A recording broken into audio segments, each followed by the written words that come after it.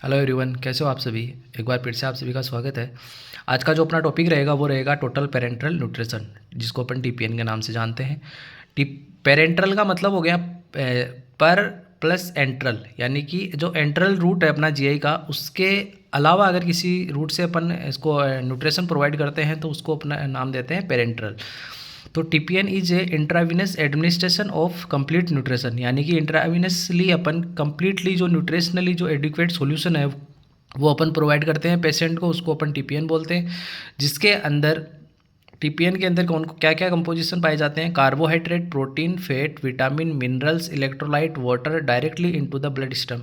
इन सभी न्यूट्रिशनली जो वो सॉल्यूशन है उनको अपन डायरेक्टली ब्लड स्ट्रीम में एडमिनिस्टर करते हैं। It bypass the GI tract, ये क्या करते हैं, जीआई ट्रैक्ट को बाईपास करते हैं। And use when the client can not eat और absorb nutrition through the GI system. इसका अपन उपयोग तब करते हैं जब पेशेंट है वो अगर मुंह से खाना नहीं खा पाता है या फिर इसका जो अब्जॉर्प्शन है फूड का वो जीआई ट्रैक्ट में नहीं हो पाता है, तो इसको अपन इंट्राविनियसली जो न्यूट्रिशन है वो प्रोवाइड करते हैं।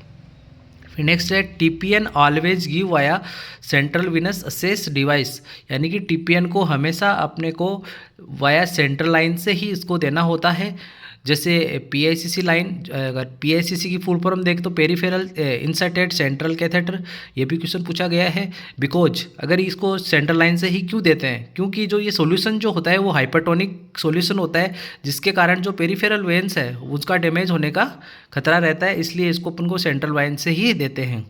पर्पज ऑफ टीपीएन, यानी कि टीपीएन के देने के पीछे अपना क्या पर्पज है, तो इसका टीपीएन के पीछे अपना एक ही पर्पज है, क्योंकि जो क्लाइंट है वो अगर मुंह से नहीं खा पा रहा है, उसका अब्जॉर्प्शन जीआई ट्रैक्ट में नहीं हो पा रहा है, तो अपने को न्यूट्रिशन प्रोवाइड करना।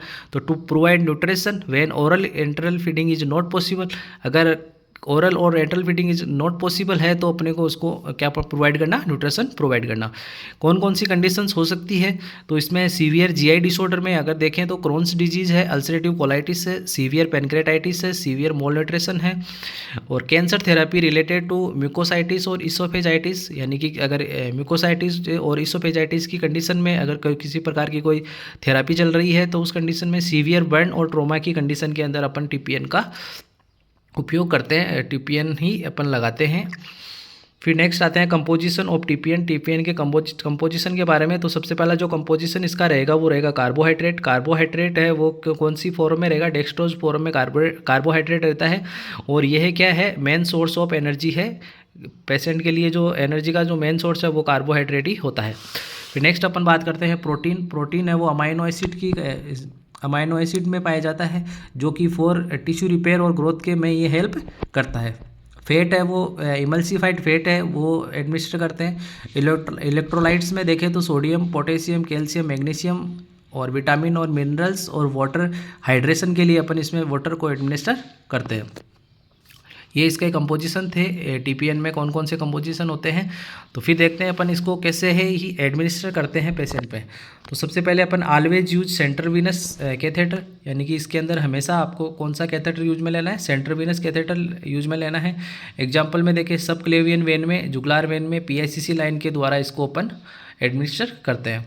फिर अपन को एक यूज इन्फ्यूजन पंप का यूज करना है। स्टार्ट इसको अपने को ये क्वेश्चन पूछा जाता है कि टीपीएन को स्टार्ट करते हैं तो किस तरीके से करते हैं, स्लो करते हैं, फास्ट करते हैं, क्या करते हैं। तो स्टार्ट करते हैं तो इसको स्लोली अपन स्टार्ट करते हैं, क्योंकि अगर अपने फास्ट एडमिनिस्टर कर दिया तो पेशेंट को हाइपरग्लाइसीमिया की कंडीशन हो सकती है। तो इससे बचने के लिए आप अपने को क्या करना है, इसको स्लोली स्टार्ट करना है।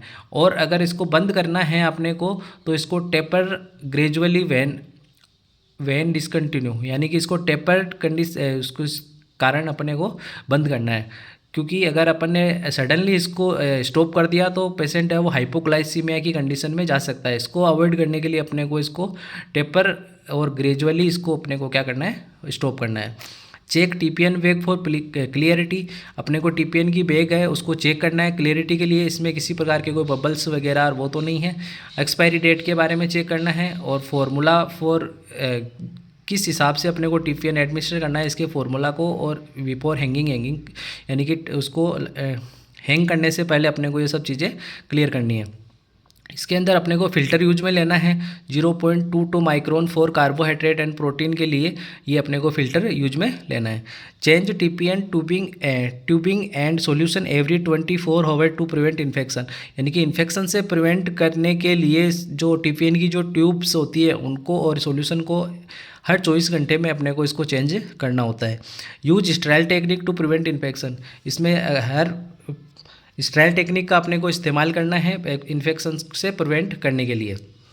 फिर अपन बात करते हैं नर्सिंग केयर की। तो नर्सिंग केयर में आपको डेली चेकअप करना है वाइटल साइंस का, स्पेशली किसके लिए, टेम्परेचर इसमें आपको, क्योंकि ये अर्ली साइन होता है इन्फेक्शन का।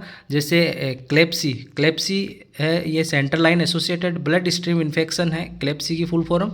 इससे के को चेक करने के लिए आपको वाइटल साइंस में हमेशा टेम्परेचर को प्रायोरिटी देनी है।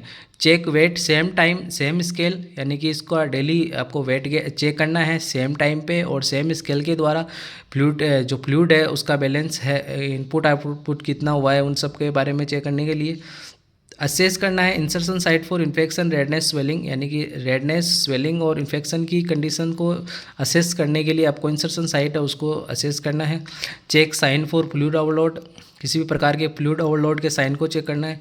चेक करना है blood glucose every 4 to 6 hour, ये इंपॉर्टेंट क्वेश्चन है। आपको ब्लड ग्लूकोज है वो एवरी 4 to 6 आवर आपको पेशेंट का ब्लड ग्लूकोज लेवल चेक करना है, हाइपरग्लाइसीमिया की कंडीशन की रिस्क को प्रिवेंट करने के लिए। चेक करना है इलेक्ट्रोलाइट्स के लेवल्स को अपने को चेक करना है। फिर नेक्स्ट बात करते हैं अपन कॉम्प्लिकेशंस के बारे में। तो कॉम्प्लिकेशंस में देखें तो सबसे पहला infection due to contaminated line और सॉल्यूशन के कारण अपने को क्या हो सकते हैं, इन्फेक्शन हो सकता है। तो इसका जो नर्सिंग केयर रहेगा, change IV tubing as per protocol के हिसाब से आपको आईवी लाइन है उसको चेंज करनी है और स्टेराइल टेक्निक का उपयोग करना है और मॉनिटर करना है फॉर फीवर की कंडीशन से। तो ये अगर इन्फेक्शन होता है तो इस कंडीशन में अपनी नर्सिंग केयर ये रहेगी। फिर नेक्स्ट है हाइपरग्लाइसीमिया। तो hyperglycaemia due to high dextrose concentration के कारण इसमें हाइपरग्लाइसीमिया हो सकता है। नर्सिंग केयर रहेगी अपनी, मॉनिटर करना है अपने को ब्लड ग्लूकोज लेवल को। फिर नेक्स्ट रहेगा हाइपोग्लाइसीमिया। हाइपोग्लाइसीमिया है वो किसके कारण होगा, सडन डिसकंटिन्यूएशन ऑफ टीपीएन, यानी टीपीएन को सडनली अपन बंद कर देते हैं तो ये पेशेंट हाइपोग्लाइसीमिया कंडीशन में जा सकता है। इसकी अपनी जो नर्सिंग केयर क्या रहेगी, टेपर ऑफ टीपीएन स्लोली, यानी कि टीपीएन है उसको स्लोली टेपर करके इसको बंद करना है और मॉनिटर करना है ग्लूकोज के लेवल को। फिर नेक्स्ट रहेगा अपना इलेक्ट्रोलाइट इम्बैलेंस है, liver dysfunction due to long term TPN. अगर लॉन्ग टर्म टीपीएन चल रहा है तो लीवर में डिसफंक्शन हो सकता है, जिसके लिए अपने को मॉनिटर करना है एलएफटी वगैरह। और फ्लूइड ओवरलोड है, जिन्हें एक्सेस वॉल्यूम अगर एडमिनिस्टर कर दिया तो अपने फ्लूइड ओवरलोड की कंडीशन भी हो सकती है। फिर बात करते हैं नर्सिंग इंटरवेंशन की। तो अपने को नर्सिंग इंटरवेंशन में क्या करना है, वेरीफाई करना है टीपीएन ऑर्डर को with another registered nurse before administration, यानी एडमिनिस्ट्रेशन करने से पहले अपने को टीपीएन का ऑर्डर है उसको वेरीफाई करना है और एक दूसरी रजिस्टर्ड नर्स के द्वारा इसको अपने को वेरीफाई करना है। फिर क्या क्या करना है, इंस्पेक्ट सॉल्यूशन फॉर क्लाउडीनेस, यानी कि सॉल्यूशन को चेक करना है, किसी भी प्रकार का कोई बबल्स वगैरह, क्लियरिटी, इन सब के बारे में अपन को चेक करना है, एक्सपायरी डेट वगैरह। Label date and time in tubing for change every 24 hour, यानी कि जो ट्यूबिंग है उन पे अपने को डेट और टाइम है वो लेबल करना है। नेवर स्टॉप अब्रप्टली, यानी कि इसको तुरंत स्टॉप नहीं करना है क्योंकि इसमें हाइपोग्लाइसेमिया की रिस्क हो सकती है। फिर देखते हैं अपन, इफ टीपीएन रन्स कंप्लीट और next bag is not ready, यानी कि अपना जो टीपीएन चल रहा था वो अगर कंप्लीट हो गया है और अगर नेक्स्ट जो टीपीएन का बैग है वो अपने पास नहीं है तो इसके लिए अपने क्या करना पड़ेगा, जो 10% डेक्सट्रोज है in water, 10% dextrose in water है उसको अपन को हैंग करना है, इसको अपन को पेशेंट को देना है जब तक कि नेक्स्ट जो टीपीएन का बैग है वो अवेलेबल नहीं हो जाता। चेक करना है blood glucose level frequently administer करना है इंसुलिन, अगर फिजिशियन ने किसी प्रकार का कोई इंसुलिन की डोज एडमिशन प्रिस्क्राइब कर रखी है तो उसको इंसुलिन है वो एडमिनिस्टर करना है। Do not add any medication to TPN bag, अपने को टीपीएन का जो बैग है उसके अंदर किसी भी प्रकार की कोई मेडिकेशन अपने को ऐड नहीं करनी है। Document intake output daily wait and site assessment, आपको डॉक्यूमेंट करना है इनटेक आउटपुट चार्ट को, डेली वेट को और असेसमेंट करना है जो इंसर्शन साइट वगैरह है उनको। फिर अपन देखते हैं कुछ questions why TPN is given via central line and not a peripheral line because, इसको सेंट्रल लाइन से ही क्यों देते हैं, इसको पेरिफेरल लाइन से क्यों नहीं देते। तो मैंने आपको पहले भी बताया था कि ये हाइपरटोनिक सॉल्यूशन होता है, जिसके कारण ये एक पेरिफेरल की जो वेन है उनको डैमेज कर सकता है, इसलिए इसको अपन को किससे के थ्रू देते हैं, सेंट्रल लाइन के थ्रू ही इसको देते हैं।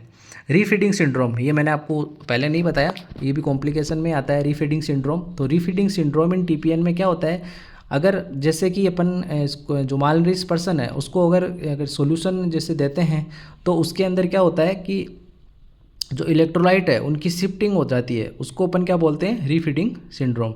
इसके अंदर होता है कि डेंजरस इलेक्ट्रोलाइट शिफ्टिंग, इसमें कौन कौन से इलेक्ट्रोलाइट शिफ्ट होते हैं, इसमें जो फॉस्फेट है उसका लेवल कम हो जाता है, पोटेशियम है उसका लेवल कम हो जाता है, मैग्नीशियम उसका लेवल कम हो जाता है। That occur when high calorie feeding is started, जब अपन हाई कैलोरी की जो फीडिंग है वो स्टार्ट कर देते हैं तब ये कंडीशन उत्पन्न होती है। To quickly malnourish person, यानी कि जो माल नरिश पर्सन के अंदर अपन जो हाई कैलोरी की जो फीडिंग देते हैं तो उसके कारण ये इलेक्ट्रोलाइट है वो शिफ्ट हो जाते हैं। How should TPN start and stopped, जब मैंने पहले ही बताया था स्टार्ट करना है स्लोली, स्टॉप और आपको स्टॉप करना है टेपर मेथड के द्वारा, इसको स्टॉप करना है हाइपोग्लाइसीमिया की कंडीशन से बचने के लिए। If a patient have sudden shortness of breath during TPN therapy, अगर TPN थेरेपी के अंदर अगर किसी पेशेंट को सडनली अगर शॉर्टनेस ऑफ ब्रीथ हो रहा है तो उसके लिए क्या करेंगे, तो अपने को इससे पहले क्या करना है, स्टॉप करना है इन्फ्यूजन को, असेस फॉर एयर एम्बोलिज्म और फ्लूइड ओवरलोड के लिए अपने को इसको असेस करना है और फिर अपन को नोटिफाई करना है हेल्थ केयर प्रोवाइडर को। फिर नेक्स्ट अपन बात करते हैं इसका व्हाट इज 2-in-1 और 3-in-1 TPN के अंदर 2-in-1 और 3-in-1 क्या होता है। 2-in-1 का मतलब होता है कि dextrose plus amino acid in A one bag, यानी कि जो एक बैग है उसके अंदर डेक्सट्रोज और अमाइनो एसिड होते हैं और जो लिपिड्स होता है वो अलग होता है, जिसको अपने सेपरेटली एडमिनिस्टर करना होता है। फिर 3-in-1 के अंदर क्या होता है कि टोटल न्यूट्रिशन एडमिक्सचर, यानी कि इसके अंदर टोटली ही तीनों हैं वो कार्बोहाइड्रेट, प्रोटीन और जो फैट है वो तीनों एक बैग में ही होते हैं, इनको एक साथ ही एडमिनिस्टर करना होता है, इसको अपन 3-in-1 कहते हैं। और 2-in-1 है उसके अंदर डेक्सट्रोज और जो अमाइनो एसिड है वो एक बैग में होते हैं और लिपिड को अपन को सेपरेटली एडमिनिस्टर करना होता है। तो ये था आपका TPN के बारे में। और अगर आपको कंटेंट अच्छा लगा हो तो अपने दोस्तों के साथ शेयर ज़रूर करना और चैनल को सब्सक्राइब करना मत भूलना। Thank you.